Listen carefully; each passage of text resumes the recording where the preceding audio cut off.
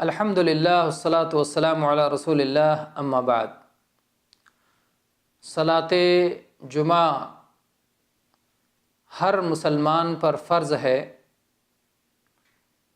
صلاۃ جمعہ کے لیے ہر مسلمان کو حاضر ہونا چاہیے اور باجماعت ادا کرنا چاہیے۔ البتہ 5 لوگوں کو اس سے استثناء حاصل ہے: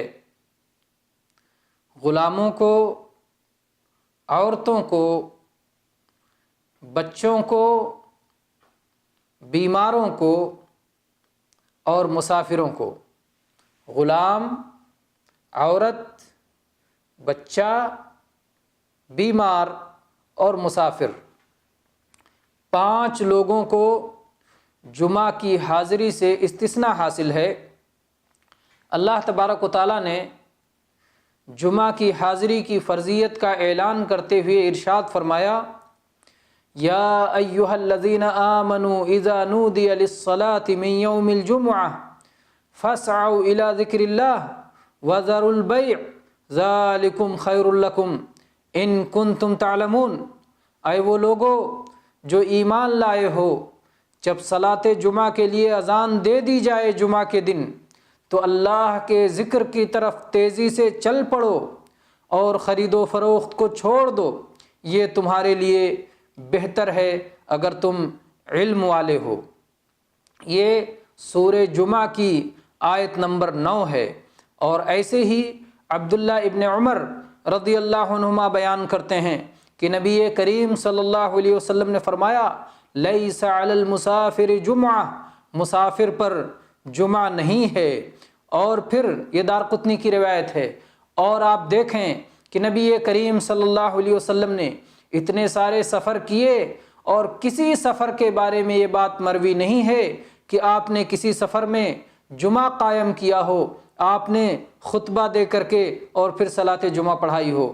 آپ سفر میں ظہر و عصر کو جمع کر لیا کرتے تھے اور مغرب و عشاء کو جمع کر لیا کرتے تھے اور فجر الگ پڑھا کرتے تھے۔ تو سفر میں کبھی آپ نے جمعہ نہیں پڑھا، اس لیے مسافر پر جمعہ نہیں ہے۔ مسافر کے لیے سنت یہ ہے کہ وہ ظہر پڑھ لے، 2 رکعتیں ظہر پڑھ لے، اور جمعہ کا شوق دلاتے ہوئے، جمعہ کی ترغیب دلاتے ہوئے بہت سی احادیث آئی ہیں۔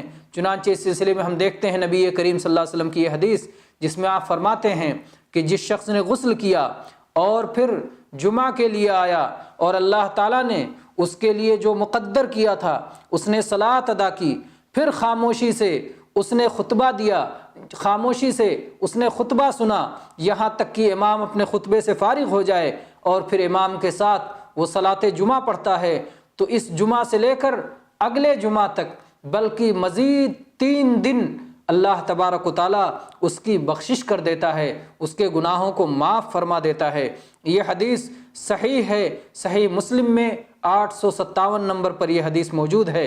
اور ایسے ہی ابو ہریرہ رضی اللہ عنہ کی ایک اور حدیث ہے جس میں فرماتے ہیں کہ نبی کریم صلی اللہ علیہ وسلم نے ارشاد فرمایا کہ صلاۃ 5 وقتہ اور 1 جمعہ دوسرے جمعہ تک اور 1 رمضان دوسرے رمضان تک درمیان کے تمام گناہوں کا کفارہ ہے، مٹا دینے کا سبب ہے، جبکہ آدمی بڑے بڑے گناہوں سے بچتا رہے۔ یعنی بڑے بڑے گناہوں کی مغفرت نہیں ہوتی، ان کے لیے تو توبہ کرنا ہوگا، انہیں چھوڑنا ہوگا، ان کے لیے خصوصی طور پر اللہ تبارک و تعالیٰ سے رجوع کرنا ہوگا، لیکن جو چھوٹے چھوٹے گناہ ہیں وہ گناہ ان چیزوں سے معاف ہو جایا کرتے ہیں۔ یہ حدیث صحیح مسلم میں 233 نمبر پر موجود ہے اور صحیح الجامع میں 3875 نمبر پر موجود ہے۔ اور یہ بات بھی یاد رہے کہ جمعہ میں سستی اور کاہلی کرنا اور جمعہ کو معمولی سمجھ کر کے، کمتر سمجھ کے چھوڑ دینا، یہ بہت بڑے گناہ کا سبب ہے۔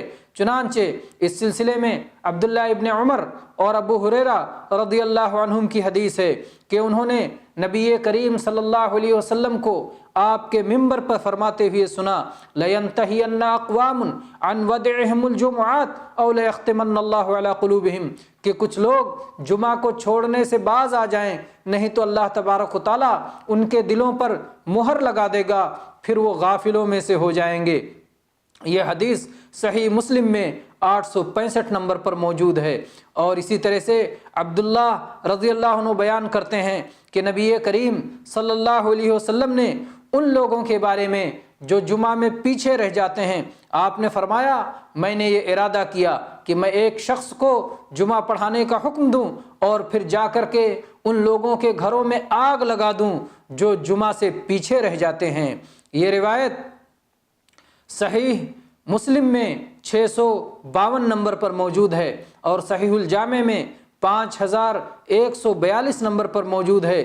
اس سے صلاۃ جمعہ کے باجماعت ادائیگی کی اہمیت معلوم ہوتی ہے کہ کس طرح سے اللہ کے نبی کریم صلی اللہ علیہ وسلم نے ان لوگوں کو اسی دنیا میں آگ سے جلا کر سزا دینی چاہیے جو جمعہ میں حاضر نہیں ہوتے تھے۔ اسی طرح سے ابو جعد الضمری بیان کرتے ہیں کہ رسول اللہ صلی اللہ علیہ وسلم نے فرمایا کہ جس شخص نے معمولی سمجھ کر کے 3 جمعے چھوڑ دیے تو اللہ تبارک و تعالیٰ اس کے دل پر مہر لگا دیتا ہے۔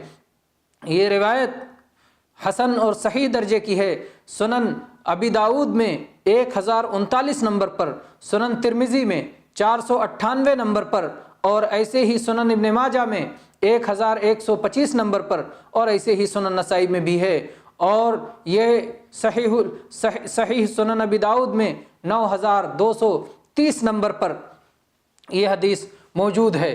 تو اس حدیث میں یہ بتایا گیا کہ جو شخص جمعہ چھوڑ دیتا ہے معمولی سمجھ کے، اس کے دل پر مہر لگا دیا جاتا ہے، یعنی اندر کی کوئی گندگی باہر نہیں نکل پاتی اور باہر کا کوئی خیر اندر داخل نہیں ہو پاتا۔ یہ کس قدر سخت سزا ہے جو دل پر مہر لگا کے دی جاتی ہے۔ اس لیے جن سے بھی کوئی جمعہ چھوٹ گیا ہو انہیں توبہ کرنا چاہیے اور پھر آئندہ صلاۃ جمعہ کی پابندی کرنی چاہیے۔ اسی طرح سے اسامہ ابن زید رضی اللہ عنہ نبی کریم صلی اللہ علیہ وسلم سے روایت کرتے ہیں کہ آپ نے فرمایا کہ جس شخص نے کسی عذر کے بغیر 3 جمعے چھوڑ دیے تو اس کا نام منافقوں میں لکھ دیا جائے گا۔ یہ حدیث صحیح الجامع میں 6144 نمبر پر موجود ہے۔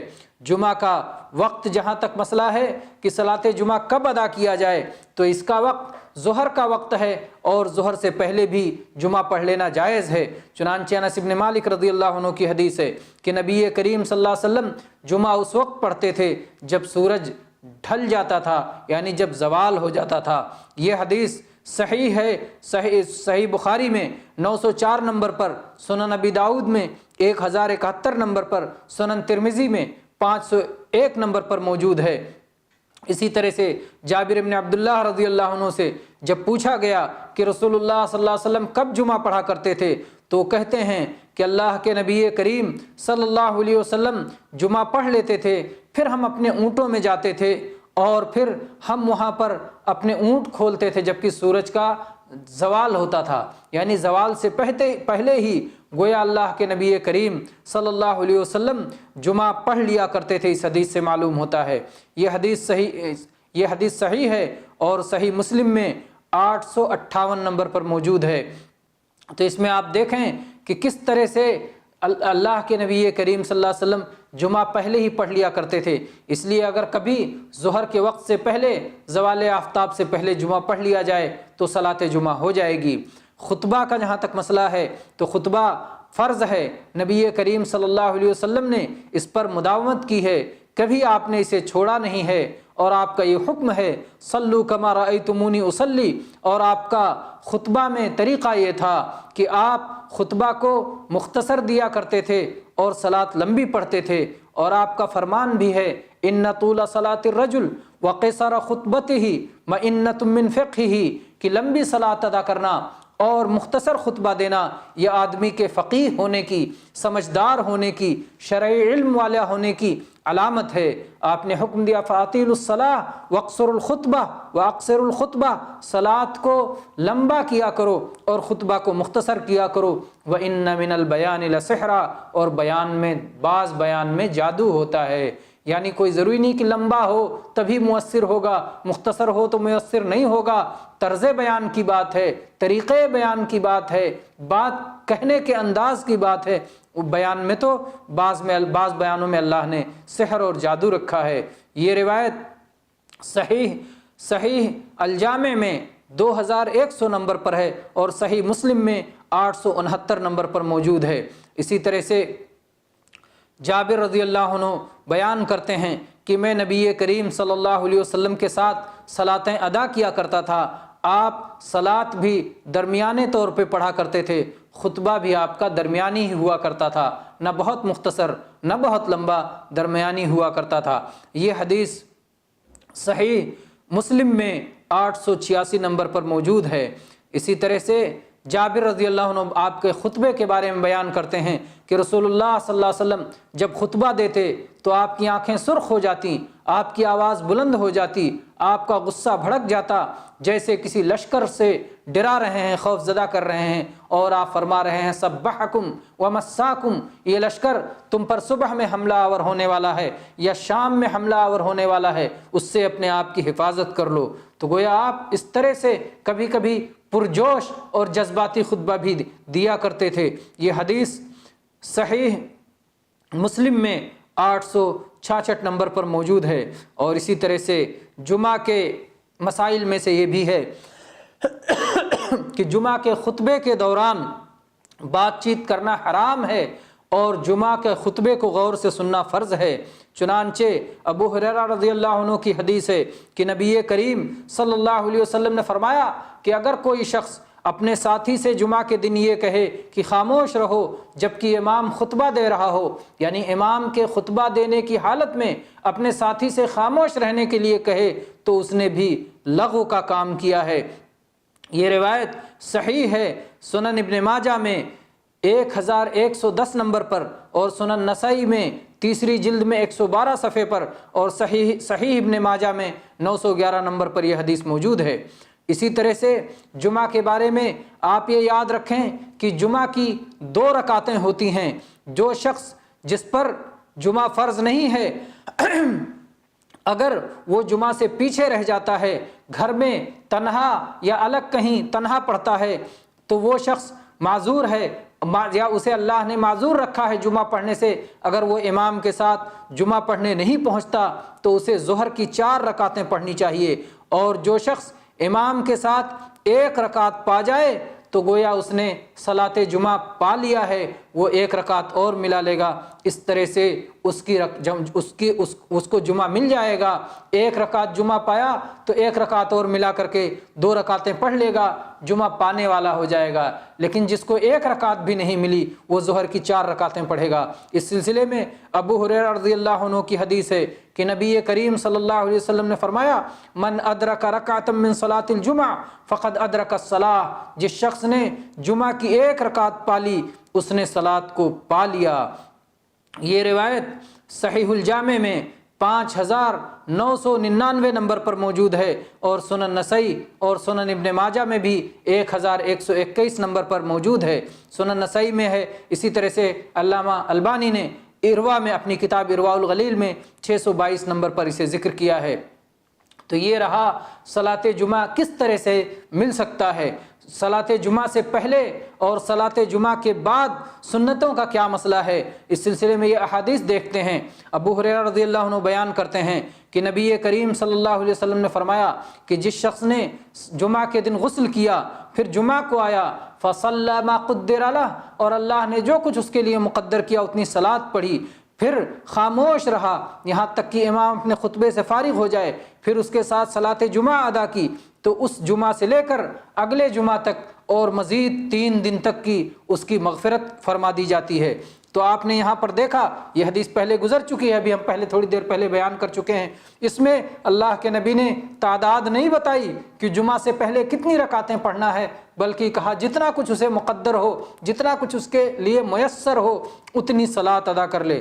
تو بہرحال جمعہ سے پہلے جو شخص آئے گنے بغیر جس قدر چاہے 2 رکعتیں کر کے صلاۃ ادا کر سکتا ہے، نوافل پڑھ سکتا ہے، جب تک کہ امام آ کر کے ممبر پہ بیٹھ نہ جائے۔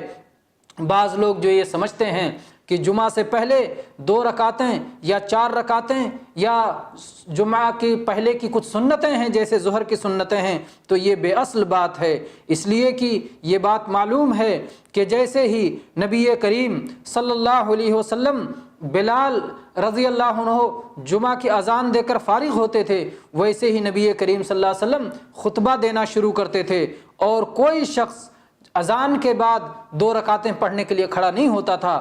اور یہ بات بھی معلوم ہے کہ نبی کریم صلی اللہ علیہ وسلم کے زمانے میں ایک ہی اذان ہوتی تھی۔